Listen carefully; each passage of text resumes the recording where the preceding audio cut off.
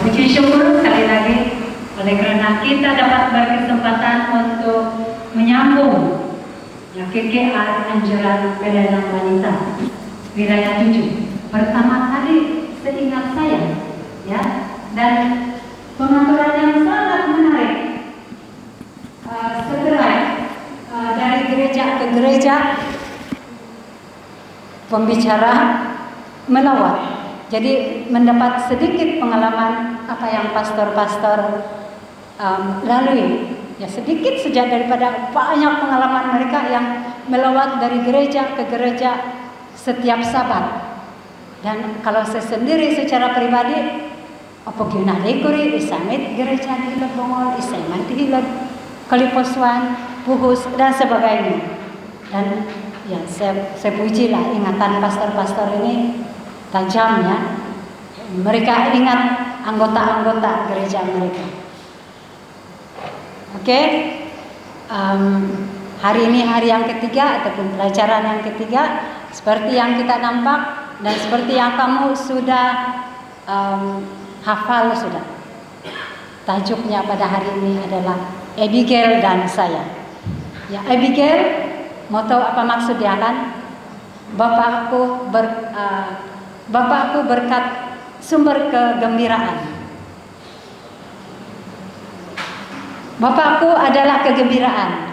Tersilaplah saya. Maksud Abigail adalah Bapakku adalah kegembiraan. Oke, jadi inilah tajuk kita pada malam ini. Kita akan pelajari watak Abigail dan melihat karakternya ini, gimana kebijaksanaan dan keberdikariannya itu. Sebelum lanjut, mari kita berdoa sekali lagi. Maha besar Tuhan di surga yang penuh kasih, sekali lagi kami mengundang Roh Kudus Tuhan untuk mengurapi, diam dalam hati dan pikiran kami masing-masing. Dan khususnya saya sendiri Tuhan, sembunyikan saya di sebalik salib Kristus, agar apa yang saya katakan adalah sesuai dengan kehendak-Mu dan nama Tuhan yang dimuliakan. Semua ini sepersembahkan dalam nama Yesus Kristus, Juru Selamat kami semua. Amin. Oke, ayat kunci kita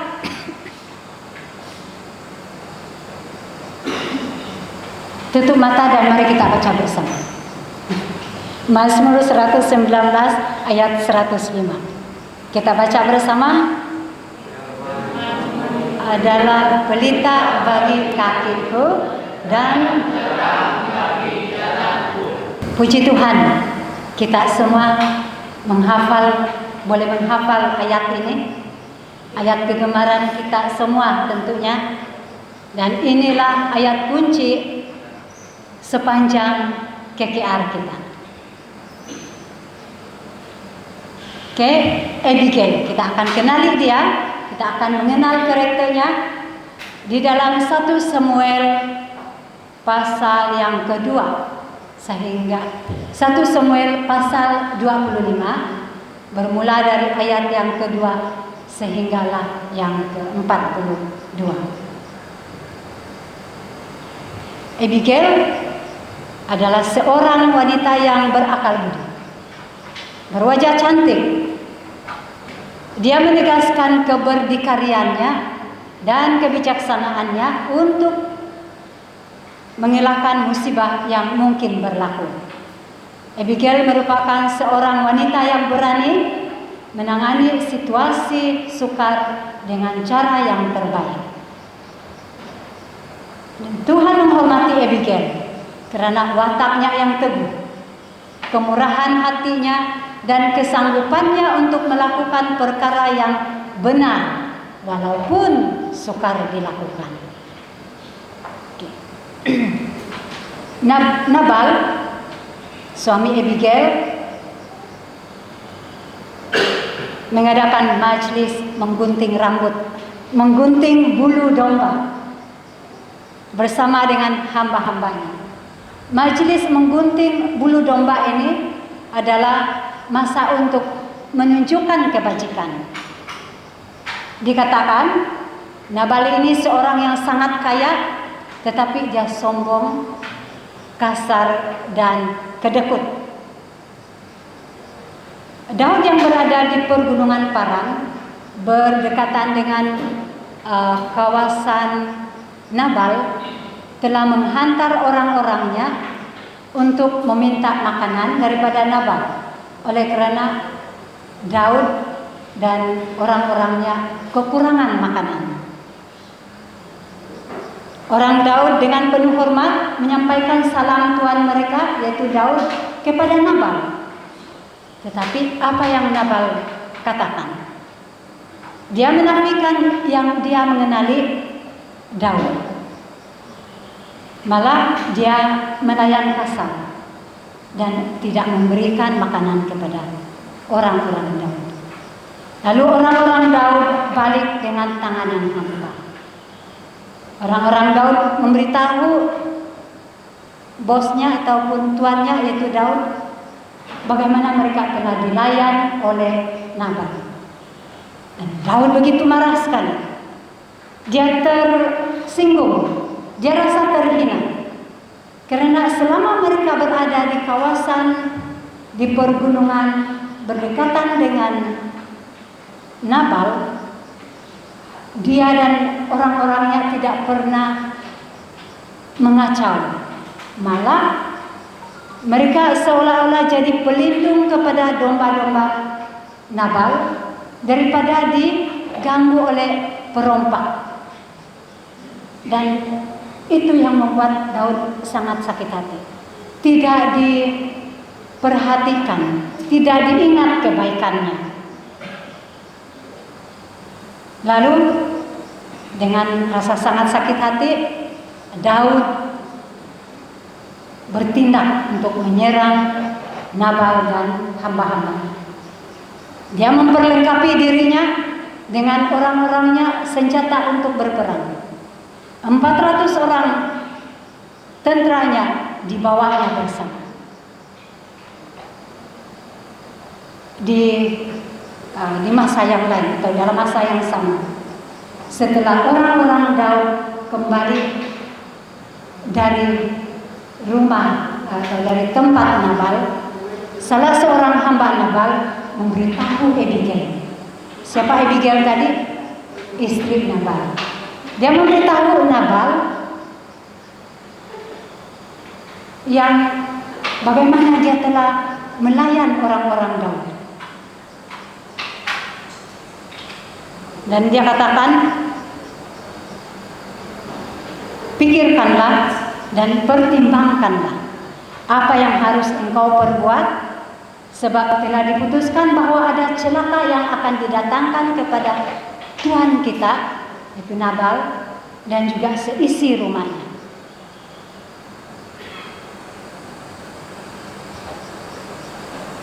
Lalu Abigail yang bijaksana dan pendamai bersama pengikut-pengikutnya pergi berjumpa dengan Daud yang sedang dalam perjalanan untuk menyerang Nabal. Ini boleh didapati di dalam ayat yang 18 hingga ke-20. Ya, mungkin di ruang nanti masing-masing boleh buat home balik atau boleh rujuk semula, baca keseluruhan pasal ini. Sangat menarik. Oke, jadi Abigail pun bertindak, sudah merancang, tapi dia tidak bertolak dengan tangan kosong. Pikirannya jauh di depan. Dia mengetahui keperluan Daud dan orang-orangnya. Mana mereka perlukan makanan. Yang tujuan mereka datang pada mulanya memang meminta makanan. Jadi Abigail ingat ini, keperluan mereka. Lalu Abigail membawa makanan. 200 roti, 2 buyung anggur, 5 domba yang telah dimasak, 100 kue kismis, 200 kue ara, dan 5 sukat berti gandum. Bukan canang-canang makanan yang dia bawa, makanan yang berkhasiat. Makanan yang sudah diolah. Kalau kita lihat di Alkitab itu, domba itu sudah diolah. Apa yang saya paham, diolah sudah dimasak, sedia untuk dimakan. Dan sesungguhnya Abigail amat bijaksana. Abigail tidak memberitahu suaminya. Kenapa? Karena roh Nabal tidak sama roh dengan dia. Dia pasti menghalang niat Abigail jika dia mengetahui apa yang akan dilakukan oleh Abigail. Ketika Daud menghampiri dan Abigail melihat Daud dan orang-orangnya, Abigail turun dari keledai dan dia menghormati Daud. Dia menundukkan dirinya sehingga mukanya sampai ke tanah. Dia merendahkan dirinya. Siapa yang kita ingat yang menundukkan muka sampai ke tanah? Ketika manusia diciptakan oleh Tuhan, Tuhan sendiri merendahkan tubuhnya serendah-rendahnya sehingga hidungnya mencecah sosok tubuh manusia yang masih tanah. Kerendahan hati Abigail dari Yesus Kristus, dari Tuhan sendiri. Itulah yang Abigail lakukan. Dia menghormati. Kehormatannya terhadap Daud begitu tinggi sekali. Dia menganggap Daud itu sebagai tuannya. Masa itu Daud belum jadi raja.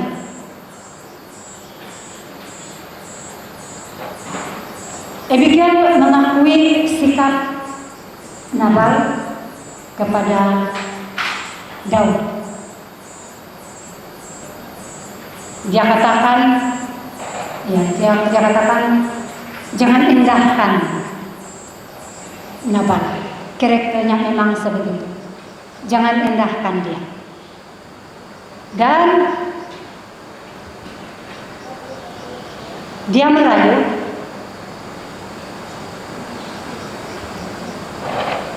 agar tidak mengapa-apakan Nabal. Dia meminta keampunan bagi pihak Nabal, suaminya.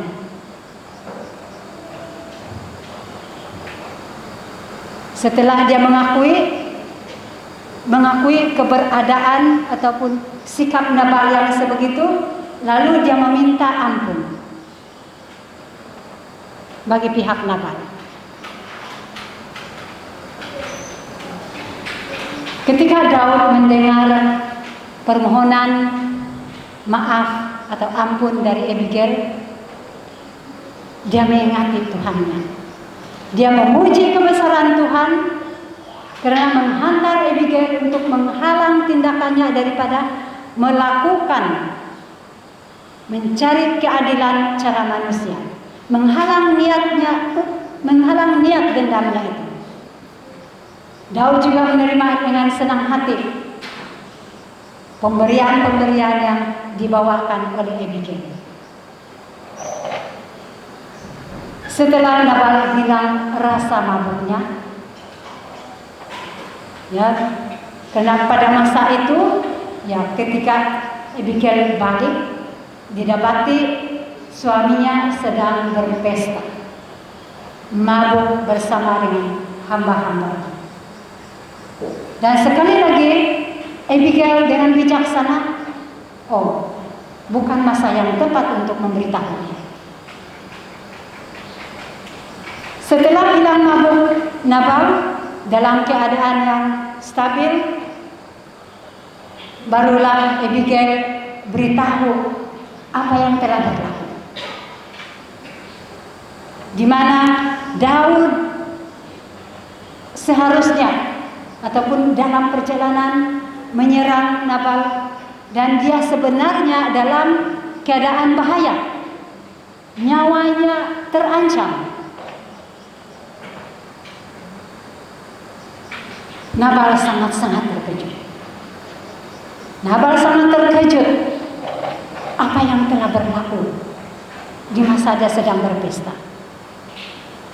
Bukan saja istrinya telah membuat tindakan sendiri, tetapi juga nyawanya yang sedang terancam.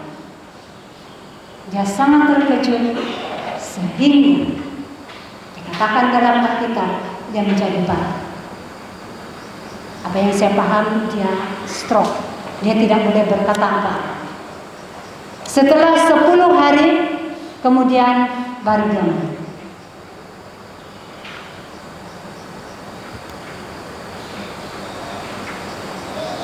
Apabila kita imbas semula tindakan Abigail untuk berjumpa dengan Daud. Dia seorang istri kepada Nabal secara dengan pandangan kasar ataupun tanpa memikir dalam-dalam, dengan melihat saja dia ini istri, dia tidak bagi tahu suami dia untuk melakukan tindakan seolah-olah tidak betul, tidak wajar. Tetapi kita ingat Nabal bukan berada dalam roh yang sama.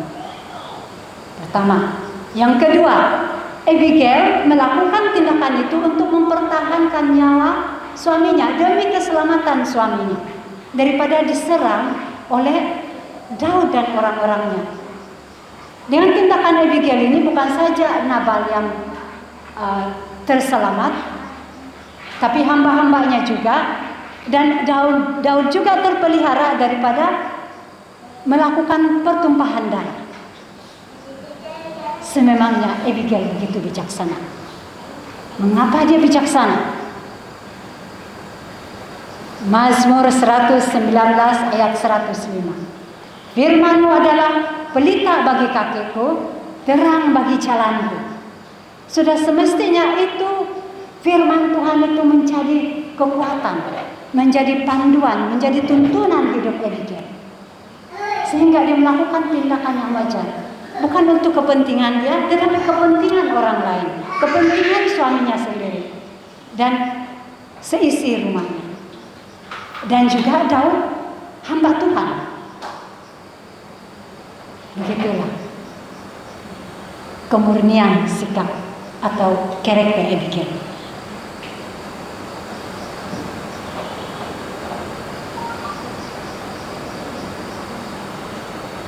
Bagaimana dia boleh bertindak sedemikian?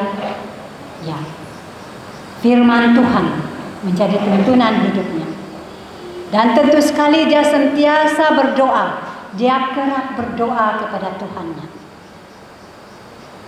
Bagaimana dengan kita? Kiranya juga kita seperti demikian. Ada saja konflik yang kita lalui, kalau bukan secara pribadi ataupun bukan diri kita, tetapi dalam lingkungan kita, mungkin keluarga atau di gereja, sahabat-sahabat terdekat, ada konflik mereka, ada ketegangan dalam kehidupan mereka. Biarlah kita menjadi pendamai, bertindak untuk meredakan situasi tegang yang dihadapi oleh semestinya diri kita sendiri dulu.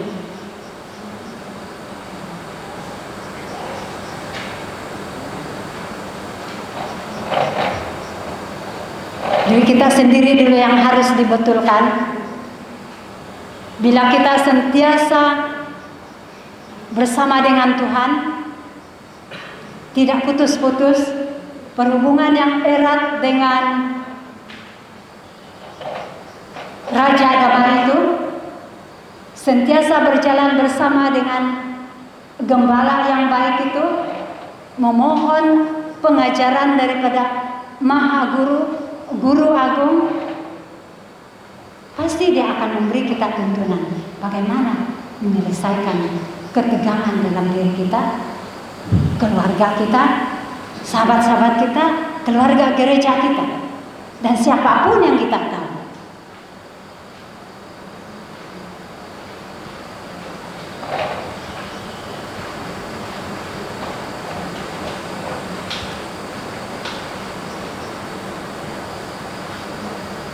Perkara yang kedua, ya Yesus memberitahu kita. Perkara yang kedua, perkara yang ketiga, ya kita sudah berdoa, sentiasa membaca firman, maksudnya kita satu dalam Tuhan. Maka kita peka terhadap masalah yang dihadapi oleh sahabat atau siapapun, ya keluarga juga terutamanya. Menjadi pendengar yang baik dan kongsikan bimbingan. Bantu untuk menyelesaikan perkara itu. Jika tidak dapat diselesaikan sendiri, boleh bawa ke gereja, atau maksud saya elder atau pastor. Namun kalau boleh diselesaikan di situ, ya silakan selesai di situ. Berdikari, kita dengan bijaksana berdikari untuk menyelesaikan. Ada Maha Guru di atas membantu kita. Roh Kudus akan sentiasa membimbing apa langkah seterusnya. Bila kita berdepan dengan suasana ketegangan. Yesus memberitahu kita, berbahagialah orang yang membawa damai, karena mereka akan disebut anak-anak Allah. Matius 5 ayat 9. Kemampuan bertindak secara berdikari demi mencapai keamanan adalah tanda seseorang itu bijak atau wanita bijak. Memupuk suasana damai dalam lingkungan pengaruh kita akan menunjukkan kedalaman kebijaksanaan kita. Jadi disebut di sini wanita. Tetapi setiap kita di sini, setiap anggota, termasuk juga lelaki. Seorang lelaki ada saja wanita dalam lingkungan kamu. Ada istri, ada ibu, ada kakak, adik perempuan, anak perempuan. Ada saja wanita di dalam lingkungan kita, lingkungan Anda. Wahai kaum lelaki. Tidak habis di situ, ada cucu perempuan, ada anak buah perempuan. Tidak akan habis-habis wanita di dalam kehidupan Anda, kaum lelaki. Jadi kami wanita yang 5 ini perlukan pertolongan. Kami ditugaskan untuk menjaga kamu, kami juga memerlukan dorongan. Bagaimana bertindak dengan bijaksana? Bagaimana berdikari untuk menyelesaikan konflik tanpa hura-hura?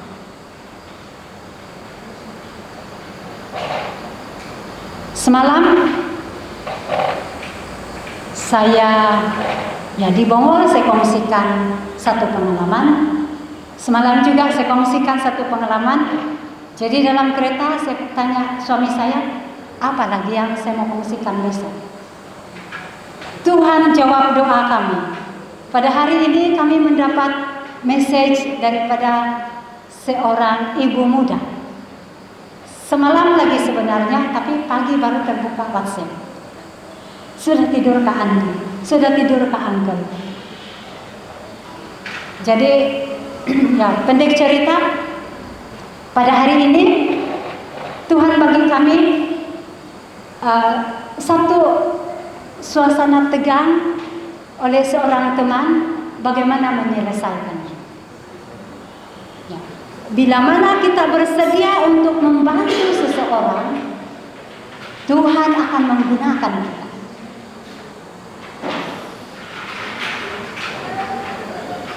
Oke, mengimbas semula watak Abigail tadi. Dia seorang yang tegas, dia seorang yang setia kepada suami dia, setia kepada Tuhannya, dia rajin, dia teliti, dia pendamai, dia bijaksana. Kenapa kita mau pelajari sikap Abigail? Karena sikapnya itu, karakternya itu ada dalam karakter Yesus. Buah roh dalam Galatia 5 ayat 22. Ini kita semua sudah hafal. Begini saja kan, sebab lagu pun sentiasa kita nyanyikan ini. Mengapa kita mau perhatikan sifat Abigail adalah karena ada karakter Kristus di dalamnya. Dia rendah hati, dia pendamai.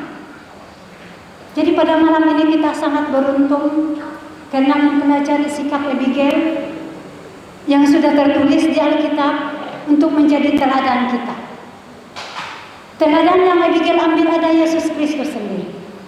Dan Tuhan, Abigail punya karakter dituliskan dalam Alkitab, sebab tidak mustahil karakter itu akan boleh menjadi bahagian dalam diri kita masing-masing. Setiap kita ada talenta, ada karakter yang boleh dibina. Sejak lahir kita sudah ada sifat atau buah roh ini. Tinggal kita mau bina dia hari demi hari. Sehinggalah kita mampu berdikari untuk melakukan tindakan, bijaksana melakukan tindakan. Jadi inilah kaitannya karakter Abigail ini untuk kehidupan kita pada hari ini. Kita sementara kita membantu mereka, kita secara tidak langsung memelihara keselamatan jiwa kita sendiri. Dan boleh memenangkan mereka yang hilang, boleh menjangkau mereka yang belum menerima Yesus Kristus sebagai juru selamat pribadi mereka. Begitu ramai yang hilang di luar sana, sudah lemah mereka. Kita dorong. Ada yang setia, tetap setia, kita sokong. Ada yang masih tercari-cari, kita jangkau mereka. Kita menjangkau satu jiwa, kita menjangkau wilayah tujuan. Kita menjangkau satu jiwa, kita menjangkau satu kohos, menjangkau satu daerah gaya latar. Kiranya ini menjadi satu motivasi ataupun satu panggilan bagi kita pada hari ini. Mau belajar bagaimana bertindak dengan bijaksana dan berdikari. Demi untuk keselamatan pribadi masing-masing, demi untuk suami, demi untuk istri, anak-anak, keluarga gereja, dan juga seluruhnya.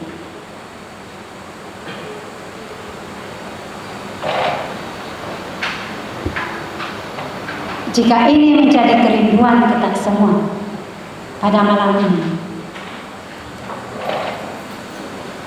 biarlah kita bertekad untuk tetap I will go. I will go kemana? Pertama-tama harus di Yerusalem, kata Yesus. Pertama-tama harus pribadi masing-masing. Lalu orang yang terdekat dengan kita, yaitu pasangan kita, anak-anak kita, dan seluruh di rumah kita. Jangkau mereka, menangkan hati mereka kepada Kristus.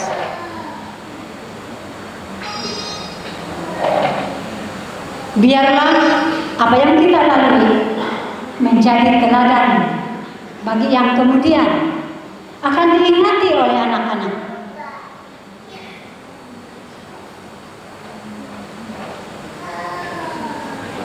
Dan kita akan terus lakukan ini sehingga Maranatha. Saya undang kita semua berdiri untuk doa. Maha besar di syurga yang berkuasa, sekali lagi Tuhan, kami berbilang syukur kepadamu sebab Engkau mengajar kami pada malam ini untuk bertindak bijaksana dan berdikari di dalam menjadi sebagai pekerja Tuhan, menjadi pendamai dalam situasi yang tegang. Damaikanlah pribadi kami masing-masing ya Tuhan, di mana ada begitu banyak sekali konflik, ada begitu banyak sekali situasi tegang. Hanya Engkau Raja Damai yang memampukan kami untuk bertenang, sebagaimana Engkau mendamaikan ribut taufan. Begitulah kerinduan kami untuk pribadi kami masing-masing. supaya kami kuat, supaya kami bijaksana untuk melakukan tindakan seterusnya membantu keluarga kami dan gereja dan siapapun di sekitar kami. Terima kasih ya Tuhan, Engkau menggunakan kami sebagai orang yang benar, sebagai anak-anak Tuhan yang bersinar melakukan pekerjaan Tuhan sehingga melalui. Amin.